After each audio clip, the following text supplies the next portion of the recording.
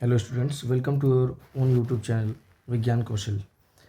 बढ़िया जगह पहुंच गए हो। वीडियो को पूरा देख के तब समाप्त करना। आप लोगों की क्वेरी आई थी कि एक बच्चे ने कमेंट बॉक्स में भी लिखा था कि मोशन ऑफ सेंटर ऑफ मास पढ़ना है। तो इस पेज पे मैंने कुछ फॉर्मूले लिख दिए क्योंकि हम स्टार्टिंग से नहीं पढ़ेंगे, मोशन ऑफ सेंटर ऑफ मास से पढ़ेंगे। सेंटर ऑफ मास का डेफिनेशन आई होप आप समझ चुके हैं। रिजिड बॉडी क्या होती है वो आप समझ चुके हैं। तो यहाँ बस मैं मोशन ऑफ सेंटर ऑफ मास के बारे में बात करूँगा, बट एक क्विक रिवीजन के लिए मैंने position of centre of mass का फॉर्मूला लिख दिया है। क्योंकि आप मोशन ऑफ सेंटर ऑफ मास जब पढ़ने जा रहे हैं तो डेफिनेटली क्या पढ़ने जा रहे हैं, आप velocity of centre of mass पढ़ेंगे, acceleration of centre of mass पढ़ेंगे। वेलोसिटी है तो definitely momentum of centre of mass पढ़ेंगे। तो ज़रा खुद से सोचिए, जब आपको position of centre of mass अगर पता चल गया है बच्चों, तो उसको आप डिफ्रेंशिएट कर दिए अगर टाइम के रिस्पेक्ट में, तो definitely velocity of centre of मास पता चल जाएगी।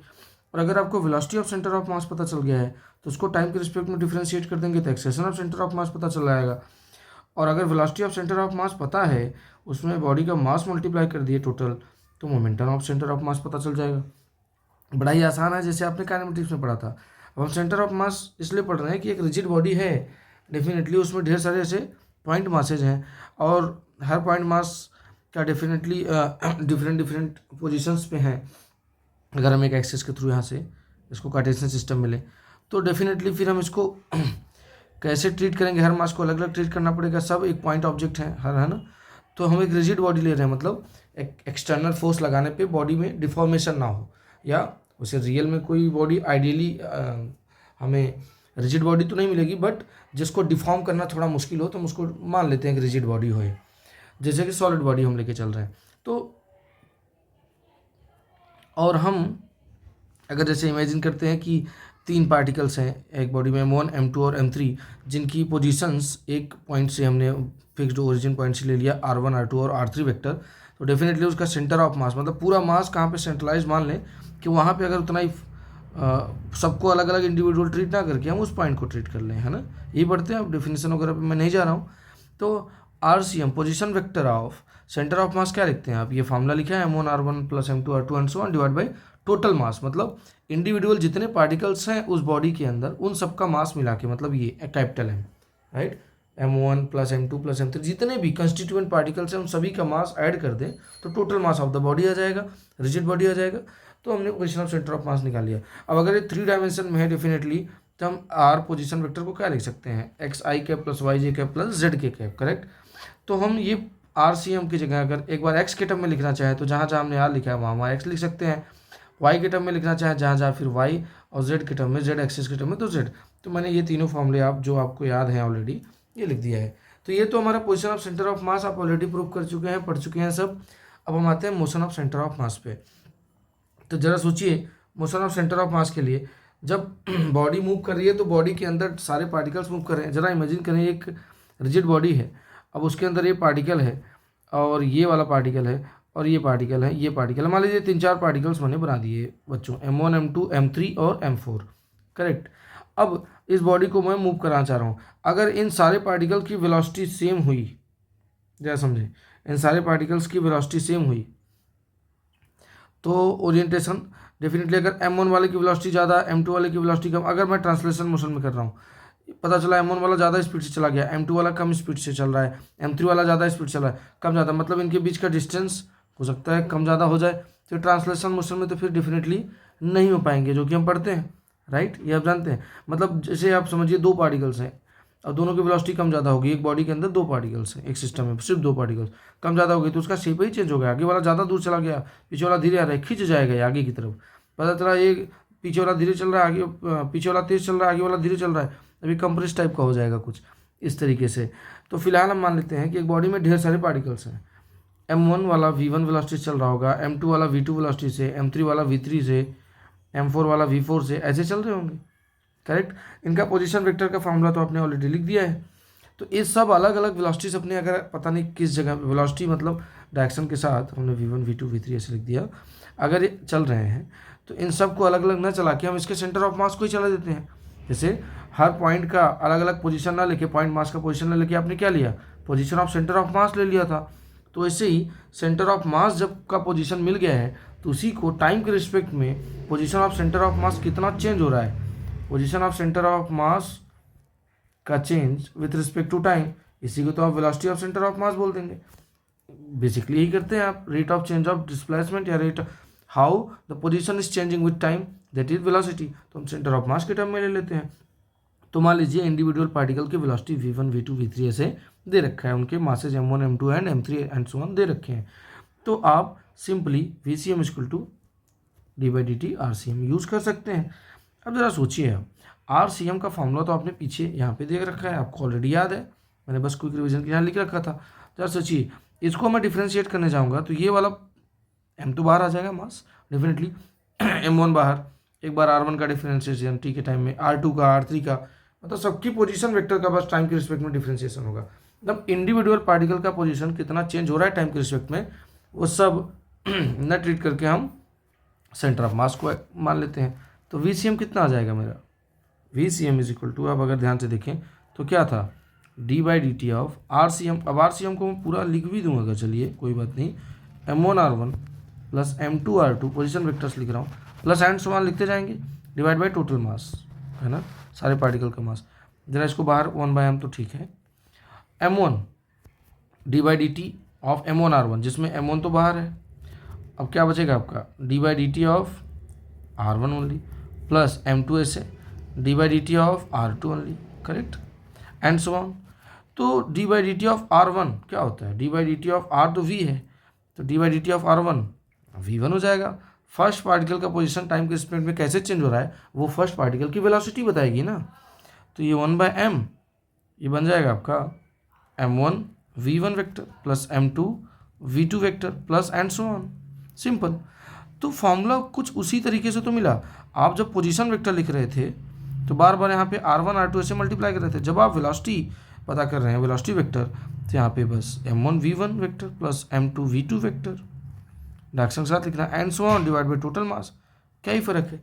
अब आपको किसी ने कहा कि ये पार्टिकल्स m क्या है, total m1 plus m2 plus m3 plus ऐसे एंड सो ऑन, जितने भी पार्टिकल्स, मान लीजिए n नंबर ऑफ पार्टिकल्स हैं, तो सबको ऐड कर दिया आपने, करेक्ट, mn, तो ये आपका टोटल मास है। अब अगर मान लीजिए दो ही पार्टिकल्स हैं, इमेजिन करना है, अब अगर मैं एक्सेलेरेशन ऑफ सेंटर ऑफ मास पूछूं या परे momentum of centre of mass, तो इस मास को इधर आप मल्टीप्लाई करते हैं तो क्या मिलेगा, मास, टोटल मास है, पूरे बॉडी का मास है, मतलब सारे इंडिविजुअल पार्टिकल का मिला के, MVCM mass into velocity of centre of mass equal to क्या बचेगा, m1 v1 vector plus vector बना लीजिए आप m2 v2 plus and so on. जरा सोचिए, MVCM क्या है, मास टोटल और वेलोसिटी भी सेंट्रलाइज पूरा सेंटर ऑफ मास का मान लिया, तो यही क्या है, mass into velocity, centre of mass में velocity of centre of mass में मास का मल्टीप्लाई किया तो क्या मिला, linear momentum of centre of mass मिल गया आपको। तो ये क्या है, linear momentum of first particle plus linear momentum of second particle plus linear momentum of third particle, ऐसे चलता जाएगा आंसर। तो ये हो गया linear momentum of velocity of linear momentum of centre of मास। इसको आप कैसे लिख सकते हैं, VCM को भी आप कुछ यूँ लिख सकते हैं, आई थिंक अगर आप समझ लें तो बड़े सिंपल फॉर्म में 1/m, फिर क्या हो जाएगा, समेशन ऑफ mi vi, आई कहाँ से 1 से लेके 2 3 4 n तक, i equal to 1 to n, ये लिख सकते हैं शॉर्ट फॉर्म में। इसको मोमेंटम के लिए भी आप इस तरीके से लिख सकते हैं कि मोमेंटम ऑफ द सिस्टम, अगर मैं पूछूं मोमेंटम ऑफ द सिस्टम जो है वही तो है momentum of centre of mass. क्या है momentum of centre of mass, mass into velocity of centre of मास, बस सेंटर ऑफ मास लिखते चले गए। इसके लिए आप ऐसे लिख सकते हैं कि सम ऑफ mi vi, देखिए क्या है MVCM, m1 v1 m2 v2 ऐसे ऐड करते गए ना, देखिए MVCM इक्वल टू क्या, m1 v1 m2 v2, इस तरीके से आप कर रहे हैं बार बार, बस mi vi लिख दिया मैंने, आई कहाँ से 1 से लेके n तक लिख सकते हैं। तो मोमेंटम ऑफ सेंटर ऑफ मास आप इस तरीके से कर सकते हैं। तो कुछ किया नहीं मैंने, पोजीशन वेक्टर जो सेंटर ऑफ मास का था उसी को डिफरेंशिएट किया टाइम के रिस्पेक्ट में, तो velocity of centre of mass आ गया, और मास इधर ले जाकर मल्टीप्लाई किया तो momentum of centre of mass आ गया। बड़ा सिंपल हो गया सर ये। अब acceleration of centre of mass बोला जाए तो एक्सेलरेशन क्या है, how your velocity is changing with respect to time, that is acceleration. तो जब आप acceleration velocity of centre of mass बच्चों निकाल ही चुके हो, तो क्यों ना हम उसको टाइम के रिस्पेक्ट में डिफरेंशिएट कर दें। अब अलग अलग इंडिविजुअल पार्टिकल की वेलोसिटी वेक्टर पता है, तो सबका ना लेके उस बॉडी के सेंटर ऑफ मास का निकाल लें, तो इसी को क्या बोलेंगे, ACM। एक्सेलेरेशन क्या होता है, acceleration is how your velocity is changing with respect to time ना, dv/dt। तो मैंने बस यहाँ सेंटर ऑफ मास लिख दिया, यहाँ भी सेंटर ऑफ मास लिख दिया है। आइए चेक करते हैं। तो मैं अगर ACM निकालूँ, ठीक वैसे ही आएगा कुछ, फिर डिफ्रेंशिएट करेंगे तो 1/m तो कॉमन आएगा, फिर क्या बचेगा M1, V1 का डिफ्रेंशिएट करेंगे तो M1 A1 आ जाएगा प्लस M2 A2 आ जाएगा, है ना। ऊपर वाला देखिए जैसे आपने पीछे किया था, बस। तो एक्सेलरेशन के लिए क्या किया आपने, acceleration of centre of mass, तो M1 acceleration of first particle, M2 acceleration of second, मतलब सबके लिए एंड सो ऑन करते जाइए, डिवाइड बाय टोटल मास। यहाँ जब आपने पोजीशन लिखा था तो यहाँ सब में R लिख रहे थे पोजीशन, जब यहाँ पे आपने वेलोसिटी लिखा था तो यहाँ पे सबके लिए वेलोसिटी VV लिख दिया।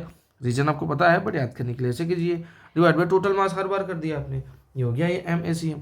अब जरा इसको थोड़ा सा हम प्रॉपर देखें तो एक चीज़ समझ में आएगी। न्यूटन सेकेंड लॉ के अकॉर्डिंग अगर हम बात करते हैं, जैसे acceleration of centre of mass तो आपका आ गया सर, कितना आ गया, 1/m समेशन ऑफ MI/AI, आई कितना, फर्स्ट पार्टिकल से लेके nth पार्टिकल तक, करेक्ट। तो और जरा m को इधर लेकर आप आते हैं, जैसे वहाँ पे m को ले गए थे तो m/VCM मिला था, m/VCM पीछे मिला था, ये इधर ले गए थे, mv को क्या बोल दिया था आपने, मोमेंटम, तो इसे m/ACM मिल जाएगा यहाँ पे, करेक्ट। m/ACM को क्या बोल देंगे बच्चे, ma को तो फोर्स बोलते हैं सर न्यूटन सेकेंड लॉ से, बिल्कुल, अगर मास कांस्टेंट है तो ये हम इधर MACM तो लिख ही सकते हैं। और ये क्या बन गया, इधर बन गया M1 A1 M2 A2, यही मिला ना, देखिए मल्टीप्लाई करके M2 A2 ऐसे करते जाइए। मतलब क्या है ये, अगर आप एक्सटर्नल बाहर से फोर्स लगा रहे हैं, F=ma जो पढ़ते हैं आप, उसमें F क्या है, net external force on the system. तो ये net external force on the system मतलब हर पार्टिकल पे एक फोर्स फील होगा, M1 वाले को मान लीजिए F1 फील होगा, M2 वाले को F2 फील होगा, सबको अलग अलग फोर्स एक्सटर्नल फील ना होके हमने सेंटर ऑफ मास पे ही F एट सेंटर ऑफ मास लगा दिया, ये भी ठीक है। ये नेट फोर्स आप जो लगा रहे हैं एक्सटर्नल, वो कहाँ पे है, एक्सटर्नल प्लस इंटरनल टोटल मिला के है ना, FCM। तो जरा मैं अगर इसको लिख दूँ ACM को, MACM को क्या लिख सकता हूँ मैं, ये टोटल फोर्स है, तो इसको एक्चुअली लिखा जाना चाहिए। अब एक्चुअल में क्या होता है मैं आपको बताऊं, एक्चुअल लिखें तो ये होता है F एक्सटर्नल और प्लस एक्चुअली में होता है F इंटरनल भी, बट इंटरनली जो पार्टिकल्स हैं उनमें एक्शन रिएक्शन की वजह से ये कैंसिल आउट हो जाता है, मतलब जीरो हो जाता है। तो इसीलिए हम यहाँ पे, वैसे भी आप जानते हैं F=ma में F एक्सटर्नल है बस, नेट एक्सटर्नल फोर्स, तो हमें सिस्टम पे तो ये आ जाएगा समेशन ऑफ F एक्सटर्नल, खत्म। तो हमारा एक्सटर्नल फोर्स कितना हो गया, F=ma से, और जो कि है कितना, M1 A1 M2 A2 M3 A3, ऐसा ही लग रहा है। जरा सोचिए कि अगर मैं बोलूं कि ये बोल सकते हैं इसको कि centre of mass is affected only by external forces acting on the system. बस एक्सटर्नल फोर्स जितना भी आप मास लगा रहेंगे तो सेंटर ऑफ मास उस पर क्या होगा, अफेक्ट होगा, बट इंटरनल फोर्सेस की वजह से सेंटर ऑफ मास पे कोई फर्क नहीं पड़ेगा। अगर एक्सटर्नल फोर्स नहीं है, in the absence of external force, अगर बाहर से कोई फोर्स नहीं है, इंटरनल है बस, बाहर से नहीं है, तो ये क्या हो जाएगा, ये वैल्यू जीरो हो जाएगी। अगर जीरो हो गई तो लेफ्ट वाला राइट जीरो तो लेफ्ट जीरो, है ना। तो अगर ये जीरो हो गई मतलब हमारा एक्सेलेरेशन कितना, मास तो ठीक है, एक्सेलेरेशन कितना आ जाएगा, acceleration of centre of mass zero, acceleration of centre of mass zero है मतलब velocity of centre of mass क्या हो जाएगा, कांस्टेंट। मास तो कांस्टेंट था ही, velocity of centre of mass constant हो जाएगा, इसका मतलब क्या है, momentum of centre of mass constant हो जाएगा, क्योंकि momentum of centre of mass क्या था, M/VCM, मास तो कांस्टेंट था ही टोटल बॉडी का, है ना। टोटल मास लिया तो VCM लीजिए, इंडिविजुअल मास है तो इंडिविजुअल वेलोसिटी लीजिए, ऐसे। तो आप in the absence of external force, अगर एक्सटर्नल फोर्स अफेक्ट कर रहा शिफ्ट करता है सेंटर ऑफ मास को, सेंटर ऑफ मास किसी बॉडी पे अगर आप एक्सटर्नल फोर्स नहीं लगा रहे हैं तो उसके सेंटर ऑफ मास में कोई एक्सेशन नहीं है, मतलब उसका velocity of centre of mass constant है, इंटरनल फोर्सेस को कोई दिक्कत नहीं है। मतलब ये हुआ कि velocity of centre of mass अगर कांस्टेंट है तो momentum of centre of mass constant हो गया, और इसी को बोलते हैं लॉ ऑफ कंजर्वेशन ऑफ, जो आप न्यूटन्स लॉ में पढ़ते हैं, law of conservation of linear momentum, है ना, लीनियर मोमेंटम, COLM लिख देता हूँ, law of conservation of linear momentum. In the absence of external force, acceleration of center of mass is zero, means velocity of center of mass is constant, और velocity of centre of mass में पूरा mass multiply करेंगे body का, तो momentum of centre of mass, तो momentum of centre of mass is also constant, तो this is conservation of linear momentum. ये बात तो हमें बड़े अच्छे से पता है ना। वैसे भी सेंटर ऑफ मास कैसे डिपेंड करता है मास पे, सब हम जानते हैं। तो ये जो है आपका बेसिक्स है सेंटर ऑफ मास के पॉइंट ऑफ व्यू से, मोशन ऑफ सेंटर ऑफ मास के पॉइंट ऑफ व्यू से, इसको याद रखें। अब कैसे यूज करेंगे इसको न्यूमेरिकल में, नेक्स्ट वीडियो में लेक्चर के मैं आपको उसमें अच्छे से एक्सप्लेन करूँगा।